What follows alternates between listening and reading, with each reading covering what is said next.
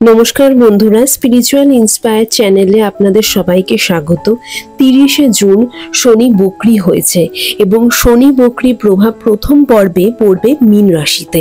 মীন রাশির জাতক জাতিকাদের শনির বক্রি প্রভাব কেমন কাটবে, কি করতে হবে, কিরকম সময় আসবে এবং কি কি উপায় সেই সব পরিস্থিতি সহজ করে উঠতে পারবেন, সেই সব সম্পর্কে বিস্তর তথ্য দিচ্ছি এই ভিডিওর মাধ্যমে।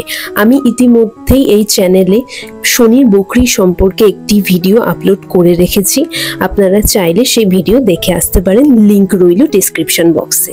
তাই সকলের ভালো থাকার কামনা জানিয়ে শুরু করছি আজকের ভিডিও। মীন রাশির হরোস্কোপে 12th হাউসে শনি বক্রি হচ্ছে। মীন রাশির জাতক জাতিকাদের শরীর স্বাস্থ্যের দিকে বিশেষ নজর রাখতে হবে এই 5 মাসে। আপনাদের হাসপাতালের সম্মুখীন হওয়ার সম্ভাবনা রয়েছে। শনির বক্রি প্রভাব মীন রাশির জাতক জাতিকাদের খরচ খুব বাড়িয়ে দেবে, কিন্তু সব খরচ বিফলে নাও যেতে পারে। ঘরের কোনো কাজের ক্ষেত্রে, কোনো জিনিসপত্র কেনার ক্ষেত্রে, কোনো কিছু প্রডিউস করার ক্ষেত্রে আপনাদের খরচ হতে পারে।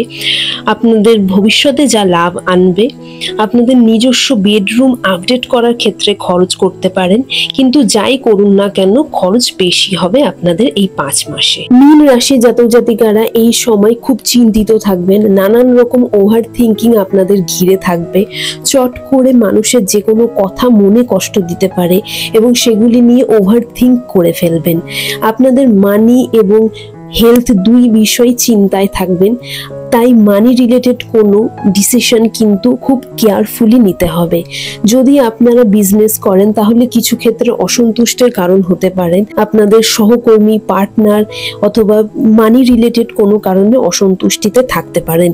বাড়িতে যদি কোনো বয়স্ক ব্যক্তি থাকে তাদের স্বাস্থ্যে কিছু সমস্যা দেখা দিতে পারে। শনির বক্রি প্রভাবের ফলে বাড়িতে কিছু মানুষের সঙ্গে কলহ বিবাদ ও ভুল বোঝাবুঝি সৃষ্টি হতে পারে, কারণ শনিদেব কিন্তু মানুষ চিনতেও শেখায়। শনির বক্রি প্রভাবের দ্বারা মীন রাশি জাতক জাতিকাদের খরচ যেমন বাড়বে, তেমন আয়ের উৎস কিন্তু শনিদেব খুলে দেবেন। যেমন যদি আপনি বিজনেস করেন তাহলে আপনাদের ক্লায়েন্ট অনেক বেড়ে যেতে পারে, যার ফলে আপনি হাঁপিয়ে উঠতে পারেন। যদি জব করে থাকেন তাহলে প্রমোশন পেতে পারেন, যেমন প্রমোশন তেমন কাজেরও প্রেশার থাকবে, যার ফলে শরীর স্বাস্থ্যের ওপর প্রভাব পড়বে। তাই খাওয়া দাওয়া ঠিক রাখুন, হেলদি খাওয়া দাওয়া করুন, আর সম্পূর্ণরূপে ঘুম হওয়াটা মীন রাশি জাতক জাতিকাদের ক্ষেত্রে খুবই প্রয়োজন। 2 মাসে একবার অন্তত হেলথ চেক আপ করবেন, ব্লাড টেস্ট করাবেন, কারণ এইভাবে একটু যদি রক্তক্ষরণ করেন তাহলে আপনাদের অন্যান্য জটিল সমস্যা থেকে মুক্তি পাবেন। মেন্টাল হেলথের প্রসঙ্গে বলবো, নিজস্ব কোনো কথা কাছের মানুষ ব্যতীত কাউকে না জানানোই ভালো। যদি দেখেন আপনাদের কাছাকাছি মানুষ আপনাকে সম্পূর্ণরূপে জাজ না করে আপনাদের বোঝে, আপনারা শুধু তাদেরকেই নিজস্ব কথা শেয়ার করবেন।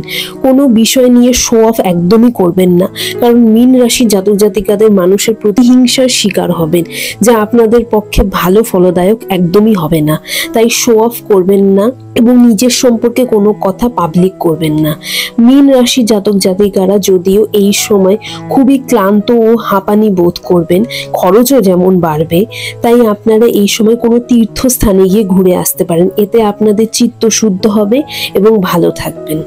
অধিকাংশ মানুষ শনিদেবকে ভয় পান।